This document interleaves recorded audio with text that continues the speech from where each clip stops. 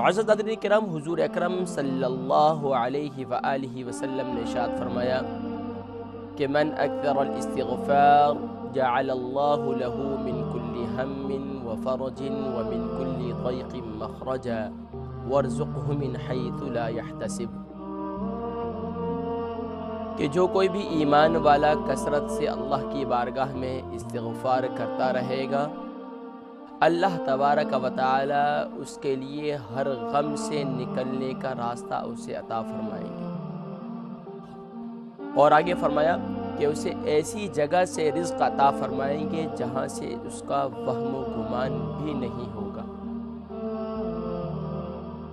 یقیناً حضور اکرم صلی اللہ علیہ وآلہ وسلم نے یہی ارشاد فرمایا، اور دوسری جگہ پر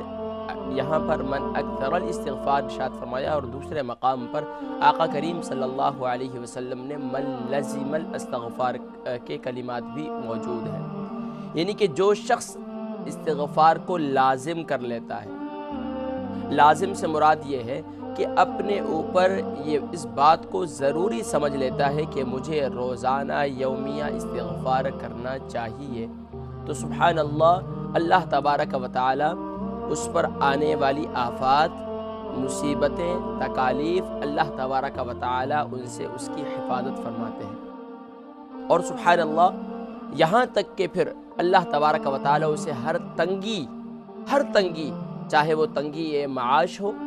یا تنگی رزق ہو یا تنگی دنیا کے اندر بہت سی معاملات ہیں، غم ہیں، پریشانیاں ہیں، پریشانی کے اندر جب انسان پھنس جائے تو وہ سوچتا ہے کہ بس اب اس کے نکلنے کا کوئی نہ کوئی راستہ مجھے مل جائے۔ تو سبحان اللہ، استغفار ایک ایسا عمل ہے کہ سبحان اللہ جو ہر تنگی سے نکلنے کا بھی راستہ عطا فرماتا ہے۔ اسی لیے قرآن مجید فرقان حمید میں اللہ رب العالمین نے سورہ نوح کے اندر ارشاد فرمایا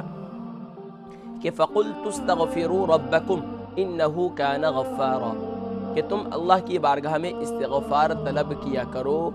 اللہ تبارک و تعالی تمہارے گناہوں کو بے شک معاف کرنے والا ہے۔ يُرْسِلِ السَّمَاءَ عَلَيْكُمْ مِدْرَارًا وَيُمْدِدْكُمْ بِأَمْوَالٍ وَبَنِينَ، یہاں پر پھر آگے ارشاد فرمایا یہ انعامات ہیں استغفار کے، کہ اگر کوئی شخص چاہتا ہے اسے مال مل جائے، وَيُمْدِدْكُمْ بِأَمْوَالٍ، تو استغفار کرے گا تو مال کے ذریعے بھی اس کی امداد کی جائے گی۔ وَبَنِينَ، اگر کوئی شخص چاہتا ہے کہ اسے اولاد میسر ہو جائے، اولاد کی نعمت مل جائے، تو وہ بھی استغفار کیا کرے تو اللہ تبارک و تعالی اسے اولاد کی نعمت بھی عطا فرمائیں گے۔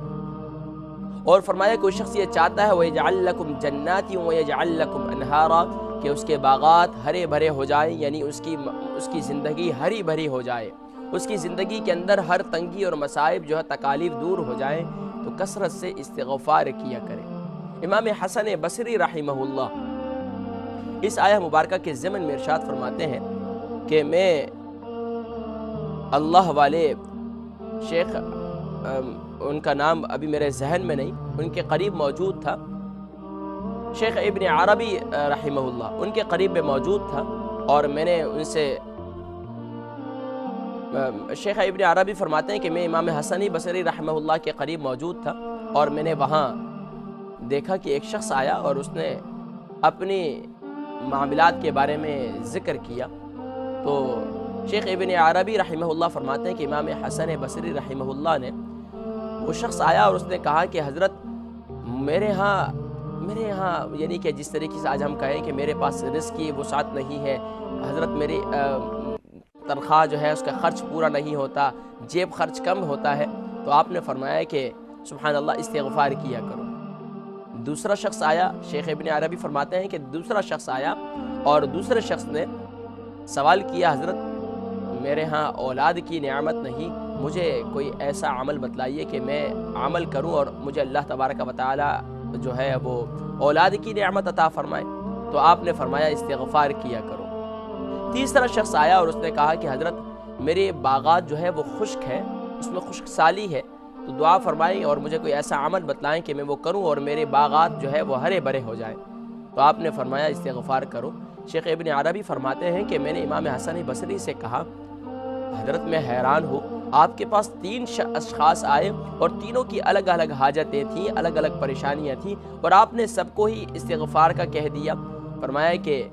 یہ میں نے نہیں بلکہ یہ تو اللہ کا قرآن کہتا ہے کہ فَقُلْتُ اسْتَغْفِرُوا رَبَّكُمْ إِنَّهُ كَانَ غَفَّارًا کہ تم اللہ کی بارگاہ میں اپنے گناہوں سے معافی طلب کرو، اللہ تبارک و تعالی بے شک تمہارے گناہوں کو معاف کرنے والے ہیں، اور پھر اس کے طفیل اللہ تبارک و تعالی تمہیں خوشحالی عطا فرمائیں گے۔ کون سی؟ پہلا شخص اس کی حاجت تھی تنگی رزقی، فرمایا وَيُمْدِدُكُمْ بِأَمْوَالٍ تمہاری امداد کی جائے گی مال کے ذریعے سے، وَبَنِينَ اور دوسرا شخص تھا اس کی اولاد کی نعمت کی خواہش تھی، تو سبحان اللہ وہ بھی پوری ہوئی، کس کے؟ سبحان اللہ قرآن مجید فرقان حمید کی اس آیہ مبارکہ میں سبحان اللہ موجود ہے۔ اور تیسرا شخص جس کے باغات جو ہے وہ خشک تھے، تو آپ نے فرمایا وَيَجْعَلْ لَكُمْ جَنَّاتٍ وَيَجْعَلْ لَكُمْ أَنْهَارًا تو اللہ تبارک و تعالی تمہارے باغات کو ہر کر دے گا، لیکن اس وقت شرط یہ ہے کہ فَقُلْتُ اسْتَغْفِرُوا رَبَّكُمْ کہ تم اللہ کی بارگاہ میں استغفار کرتے رہو۔